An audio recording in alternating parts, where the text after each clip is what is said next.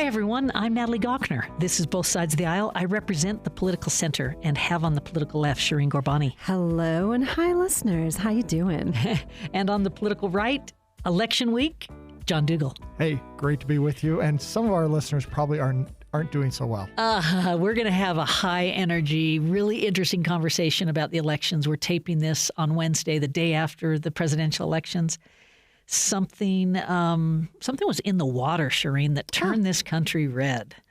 Our former president gets a big victory. You could even say a mandate, Shireen. You could, yeah. I have to say, it's a little early for me to really understand. I haven't had a sense to go and look at. My understanding is in some areas voter turnout was low. In other areas it was quite high. So the kind of national picture is a little bit lost on me, but I hope that we get into that next week. But I will say at a sort of base level, what I can tell you is really sticking with me at this moment is that this country is largely fully comfortable with a traitor leading this country, a person who has said they do not care about the Constitution. And honestly, what I hope is that the harm to everyday Utahns is minimized. Yeah. That's what I hope. Okay. Well, so, John, let's bring you in. But as we do that, was this a good day or a bad day for our country, do you think? I think every presidential election is a mixed day for this country. There's some good, there's some bad that goes into it. It's the nature of the beast. I'm going to say that I don't think most American voters are as philosophical as perhaps Shireen and I are. And so therefore, and Natalie, yes. But you look at this and say, why would so many folks from Shireen's perspective, why would they cast this vote given those type of concerns? Yeah. And I would say, I think most of them were looking at a couple issues. They were looking at the economy. The price of gas, the price of food, all that stuff weighed heavily on them. 2, immigration and the chaos at the border weighed heavily on them. That's the big lesson learned, I think, of the Biden administration is that they did a bad job there and they've paid a price. And then I think the third factor dealt with foreign wars. Whether it was luck or skill, we didn't really have these wars when Trump was president the last time. And so therefore, I think for a lot, they were looking back at that. And so I hope he's ready for the next 4 years because it's not evident to me that anything's going to get any better on the geopolitical front. No, it looks very problematic. Yeah, that's for sure. Yeah. But I think it was more the pocketbook kind of issues that I think they were voting on, and not that. Yeah. And I think Kamala Harris, made a major mistake. I saw some quote that she made. What would you do different than Biden? Nothing. It is basically I'm going to do the same.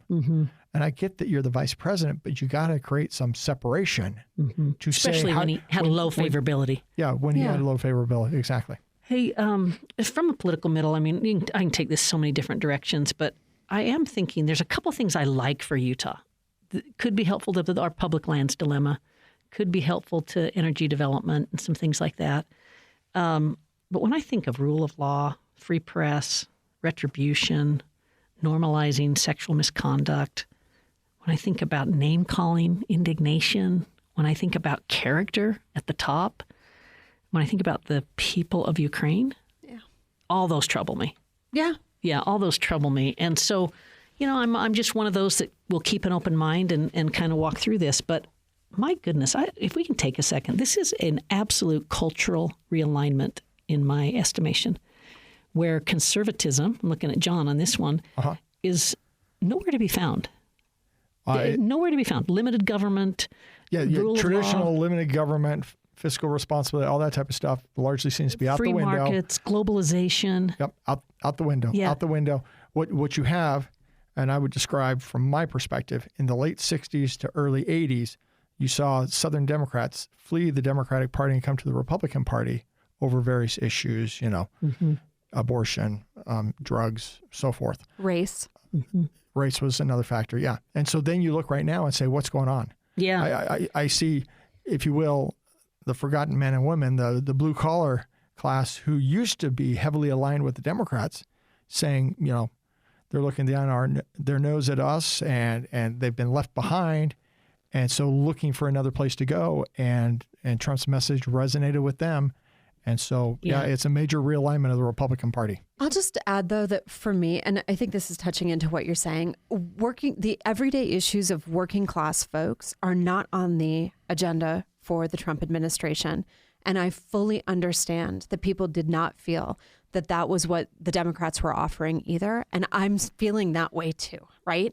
When we talk about issues like, I know that you have strong feelings about this, but expanding access to public transit, when we think about food programs that help kids finish the school day with a clear head and a full belly, when we think about an functional education system that produces the kind of talent and minds that we need to meet the economic demands that this country has, or even the military demands that this country has. We have the vast majority of young people in this country do not qualify for military service with our military because they have a criminal record, because they are overweight, or because they cannot read at a 6th grade level. These are fundamental core problems, and I don't actually see a bold agenda that's been well communicated to folks that helps them come into that and really understand, yeah, there are real consequences on the line here, but we have now just put, we're talking about this realignment, but we've put a person back in the White House whose top and one of few real accomplishments was tax cuts to billionaires. So there's just this huge information gap. And I do think there's a huge sort of perceptual gap. And I think there's a delivery gap. So philosophically, Shireen and John, I think of globalization, technological advancements, a pandemic, regional wars, bounty and spread, this notion that, some people the economy's working for some, but not others. I think all of those forces have created upheaval. Yeah. Social, political, economic upheaval. Yeah. I think the racial reckoning that we started to have a few years ago, that we did a full... Yeah, well, I mean, it's in some ways, when do things start? I don't know. But in some ways you have, the Tea Party movement, Occupy Wall Street. You have in the racial side, the George Floyd. Yep. You have populism the minute the former president comes down that escalator and is so successful in running for president. We've talked about decline in institutions, geopolitical conflict. But this is upheaval. That's what creates a red wave, by the way, is something that... or a red wave or a blue wave. Or a blue wave, exactly. Yeah, depending on what's going on, but and yes. Underlying it all, in my judgment, is fear, anxiety, people feeling powerless, unmoored, isolated. These are not great things. No. Well, concerned about being able to make ends meet, food on the table, economic insecurity. Insecurity. Which just to make the point, absolute economic paradox going on. The economy in the United States of America is the envy of the world right now. Low unemployment, high job growth, high GDP growth, stock market doing great. Gas prices are not too high. Yeah, and wages have caught up and now surpassed inflation. It was an okay economy, but people didn't know it. Yeah. Why don't you think they knew it? I mean, I think there was call out all those different factors. Yeah, and yet when they sit down failure at their of communications kitchen table, from the Democrats is one. I think they should have defended their economic record better. But I learned something really interesting. When we talk about unemployment, a high unemployment would be like 7%. You'd still have 93% of your population employed. Inflation, 100%. Hits everybody. Yeah. And that was a real lesson to me as an economist, how much inflation gets under people's skin. Even though, so the prices will never return to what they were, by the way. The price level's permanently higher, but our wages are permanently higher too. We've reset. Yes, but we see the price at the grocery store more than we see our wages. Yep. I have to say, I read something interesting just yesterday, and Natalie, you can probably back me up on this, but I saw that for the average age of home buyers in the United States jumped dramatically. The average age of first-time home buyers is also up now to 38, I want to say, 38 years old. And the reason, right, we have supply and demand, and we have just like exploding costs related to that for housing. So I think there is this other component of it too, where people feel unmoored in a really physical sense. Rent is expensive. It's hard to find places that are desirable. Yeah. It's hard to break into housing, which is often a stabilizing force in terms of building inflation and housing. Wealth. Yep. Yeah, I think those are real. Hey, so this is the first time we've had a convicted felon, win a presidential election. He's the oldest candidate. He also appears he's winning the popular vote. For now, I think, yeah. I mean, we'll see how that pans out. If that stays. California is very these slow. These are some unusual dynamics. Unusual dynamics. Yeah, that's right. Yeah. I mean, I guess I just also have to say the felon line has bothered me because I have dear friends who have felonies on their records. And the difference between them and Donald Trump is that they did their time. There was a consequence for their behavior, and they experienced that with jail time and many other restrictions. That is not what Donald Trump has. John, we need to talk about the Senate and the House, but I just want to read you a quote. The president-elect last night, he said, "Many people have told me that God spared my life for a reason, and that reason was to save our country and restore America to greatness." He's declared God as his advocate there. Mm-hmm. Yeah, that trouble you at all? Yeah, yes, but folks have been saying that since the attempted assassination, and I mean, I'm reminded of the quote of Abraham Lincoln: "I'm not worried about whether God's on my side. I need to worry about whether I'm on God's side." Mm-hmm. So yeah, that's very well. Element of humility in that comment. Yeah, very well said. But I do believe that he believes his agenda is to restore greatness in America. Now, I come from the perspective where I believe greatness comes from Americans, everyday Americans, and not from their government.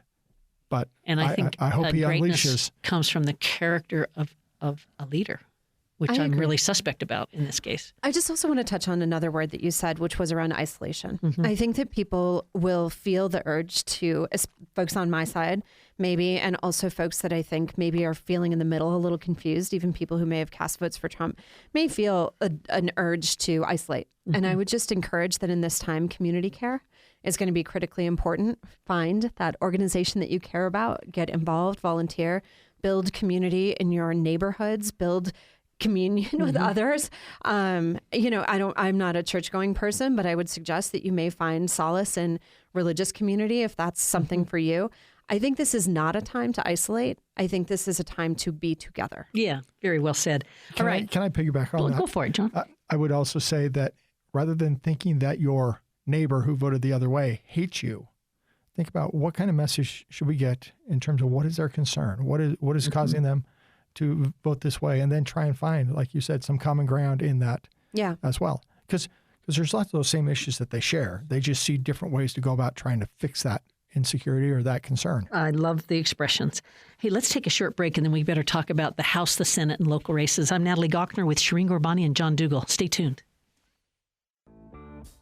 You're listening to Both Sides of the Aisle on Utah Public Radio. We love to hear from listeners like you. If you would like to send us a comment, email bsotapodcast@gmail.com. That's bsotapodcast@gmail.com. Thanks for listening.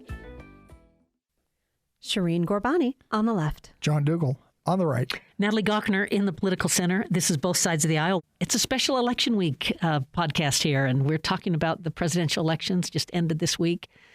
Both Shireen and John gave a little bit of advice at the end of our first segment, and I didn't. And in the political middle, I still deserve a voice. I just want to encourage our listeners. Give us advice. Please.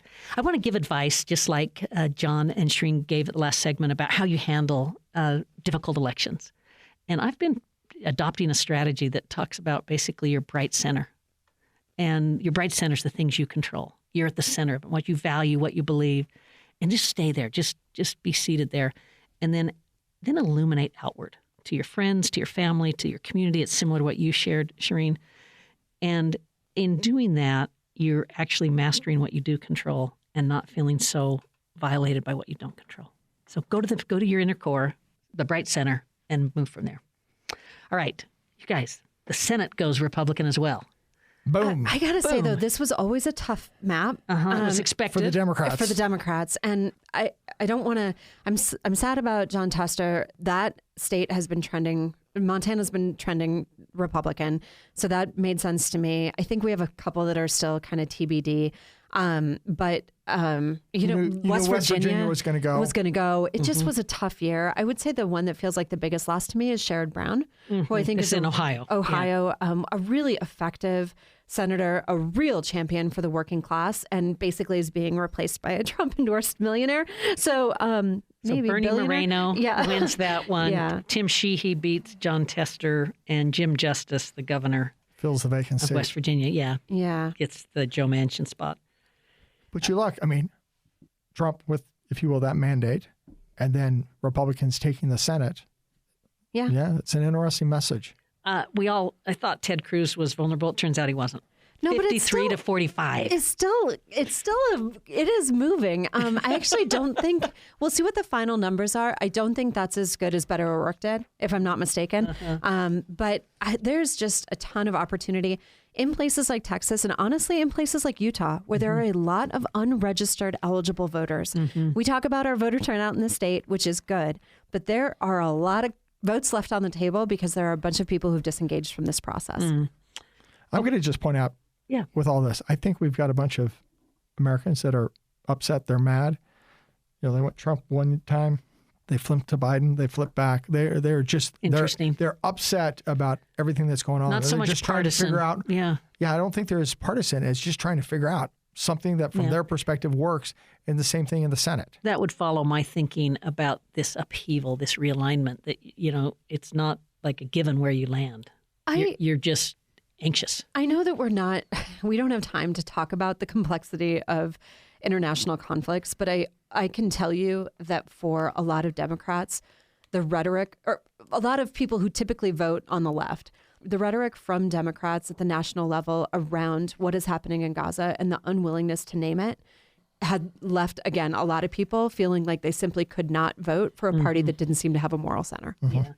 Let's do it really quickly. It looks like the House, we don't know where that's going to go yet, right? Yeah. So we'll be save back that next for next week. Shireen? I think, regardless, we're probably going to agree that it's going to be really close. Whichever way it goes, it's going to only be a couple vote votes. or two. Yeah.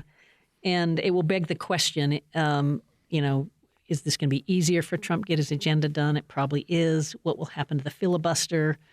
So some really interesting dynamics in the next year. Maybe we should bring our predictions next week. Well, I'm going to say Trump, last time when he got elected, I think he was surprised and he wasn't prepared. This time, I think he's going to move really quickly to start implementing his agenda. Which is Project 2025, to be clear. Well, it is. Watch it happen, John. I don't know to what extent he's actually read that, but he's also, the interesting thing is, last time he was in, they would describe that there were, quote unquote, adults in the room surrounding him to help guide his decisions. And I think guardrails are off. Guardrails are off, and he's not interested in and that. And the American and public he's knew going to look for those that are going to be loyal to him, and they knew that when they voted for him. Yeah. And how about Class Act Liz Cheney doing what she did? Yeah, talk about it. I know you're a fan, so go ahead. Well, she just essentially said, listen, the American people have spoken, and it's our duty to support this president. And this is someone who has no love lost for Donald Trump. To be clear, Kamala Harris also called to concede, which is something Donald Trump never did and would never do, right? So these are real questions of character and what is going to happen to our democracy. Shireen, abortion was front and center in many, many states, and some really interesting things that are being overshadowed by all this other, red wave. But tell us the details. So abortion was on the ballot in 10 states, in some cases blue states that were securing the right in their constitution. I don't think we fully have all of the numbers, but I can tell you certainly Colorado, Arizona, Montana, Maryland. I don't know if I can get them all, but 7 states affirmed abortion New York, access. Missouri. New York, Missouri. Missouri affirmed abortion access. Nebraska did not. Nebraska also had 2 competing ballot initiatives around abortion, one that was restriction and one that was codifying rights. It's very confusing for voters, underfunded. South Dakota, as a North Dakotan, it's my duty to hate that state, so I'm not surprised that they did not enshrine abortion rights. Wow. But I have to I want Utahns to listen closely to this. 57% of the voters in Florida voted to secure abortion access in that state. 57%. You would think that's a win. It is not, because the Florida legislature, just like I think you should be watching closely, the Utah legislature, the Florida legislature decided to move the goalposts from 50% plus 1 to 60% for a supermajority on ballot initiatives. Have no doubt that playbook will be replicated here. I just think that you should really, voters should be, people in the state should really be paying close attention to that, because a minority of voters in Florida are now restricting access to folks, and it's creating havoc, and people are dying. Yeah. Okay, well, so let's go local. Let's go to the governor's race. Spencer Cox running against Brian King, Phil Lyman, Robert Latham. Interestingly, Lyman got, and the numbers can still change, whatever, but Lyman got 8.3%. That's not a lot. No, relative to how much bark there was. You were hearing the dynamic anywhere from 4 to 15%, and so I figured it would come in somewhere just shy of 10%. So yeah. Yeah. So if it came in at 15 and you had Brian King at 30, then you start to get pretty interesting. But Spencer Cox wins handily. Yeah. And I would say some of the Democrats overperformed versus past years by slightly. Derek Brown gets 58% plus, beating Rudy Batista and Michelle Quist and others. Wow, that's a big victory for Derek. Yeah. I think it also shows the independent strategy when you have a Democrat in the race is not working. Meaning the third party can't win when the Democrat's in. No. Yes. You're correct. Or vice versa. Yeah. There are some races where I think Democrats could have taken a bigger bite, but we had an independent in the race. Marlo Oaks gets the win at 64%. That's a strong win. Tina Cannon in at 63%, Republican state auditor. Someone you know well, John. She'll be replacing me. The interesting thing with Tina is she is the first Republican woman to be elected on an independent ticket in Utah. Congratulations first to female Tina. State auditor. Republican, but independently. Independent as in not a lieutenant governor or, Yeah. Jan Graham was for on Democrats. Her own for Democrats, and Olene Walker and Deidre Henderson were on the governor's ticket. Yes. So when you talk independent ticket. Good job, Tina. In the U.S. House, Blake Moore beats Bill Campbell very significantly. Celeste Malloy wins. Michael Kennedy, next congressman from CD3. Congrats to, I call him Senator Kennedy, but congrats to him. Yep. And then my congressman, Burgess Owens, gets 62%. There's a theme here, Shireen and John, that... And John Curtis. And John Curtis for Senate. But there's a theme here that it's usually 60-40 or 70-30. Mm-hmm. But the R's are consistently getting 60 to 70% in this state. Yeah, I usually call it 63 to 68%, depending on the year. Yeah, or depending on how dutifully you drew the districts to meet your needs. So I just want to say that is an interesting part of this because the anti-gerrymandering I'll just note case... that when it comes to statewide, you don't really draw the state. No, but when you do have fair districts, when we have a shot at fair districts, we win, right? We do. There are many that are close that often tip our direction when they're fair. I looked at a lot of the legislative races. Some interesting ones. Yeah. And then we don't have them in front of us, but Senator Reeby looks like she's going to get that. Yep. I was watching state school board. There's some interesting races there, and what's going to shake out. There's one that's really close. You've got Molly Hart down there, just I think about 2,000 votes shy. I mean, she's ahead, but it's close. Ahead by just less than 2,000 votes. Yeah. So it'll be interesting to see how things shake out on the school board. All right, John and Shireen. So then we have Utah County Clerk Aaron Davidson. This is a clerk who encouraged and we talked people about last week to come in. Well, he hates vote by mail, and he wants people to vote in person. And then people showed up, and I live in Utah County. I didn't show up there. I mean, I cast it, early, but folks were standing in line for hours is what I heard because they ran out of ink, and there were more people showing up in person than they expected, even though they've been pushing people to turn out in person. You got a lack of ink. You got long lines. It delays the release of statewide results by 2 hours. 2.5 hours. That's a mess. And watch voters in Utah County return a Republican to that seat again next time it's up. This is the frustration that I have. When you see that things are going poorly, why are we unable to make a course correction and think outside of party lines? But the person before him did a great job. Did a good job. Who was also a Republican. I like that Aaron Davidson did say to the Tribune that I'm going to get crucified on this, but we just followed the process. That's why there are emergency ballots. But he recognized that he... caused some trouble. You weren't well prepared. I'm going to just throw in Alpine School District. It's going to split 3 ways. So, I was in favor of the split. And so that was good to see. It was 62% or so on the west side, and it's 58% and change where I live on the what they call the central part, but northeastern part of Utah County. And you will get to continue to enjoy our zoo, arts, and parks because ZAP is looking strong for Salt Lake County and will be supported going forward. I think it's a 10-year commitment to fund our zoo, arts, and parks, the ZAP tax. Is that a promise or a threat? I know. It's in this case, it's a promise. What about the Salt Lake County bond? The Salt Lake County bond This is the criminal on justice public reform safety is tight, and it looks like it may go down. I think that this is a kind of fundamental question around how we would like our dollars spent when it comes to criminal justice or the justice system broadly. And I think a lot of people saw, okay, we're talking about solutions for homelessness, But what we're really doing is creating more opportunities for incarceration. Is that the solution that we want to see? So I'm proud that Salt Lake County voters looked carefully at that and maybe decided they were interested in something else. We had 2 constitutional amendments, B, that was the school fund cap, and then C, which was the elections for sheriffs, both passing with large majorities. Makes you wonder what would have happened with Amendment A and D had they been able to be counted. I will also say, though, there was no organized opposition really to either of those. So that's important, too. Yeah. Well, that's the end of our program. Just one quick, just each of you, a reaction to the 2024 presidential election. One word, Shireen. I guess I would just say hope. Okay. John? One word. Reach out to your neighbor. Yeah, that's fair. Not one word. Yeah. And I'm going to go with listen. Okay, great show, everyone. Shireen Gurbani, John Dougal, Natalie Gochner. Programs produced by Anthony Scoma. Thanks for listening.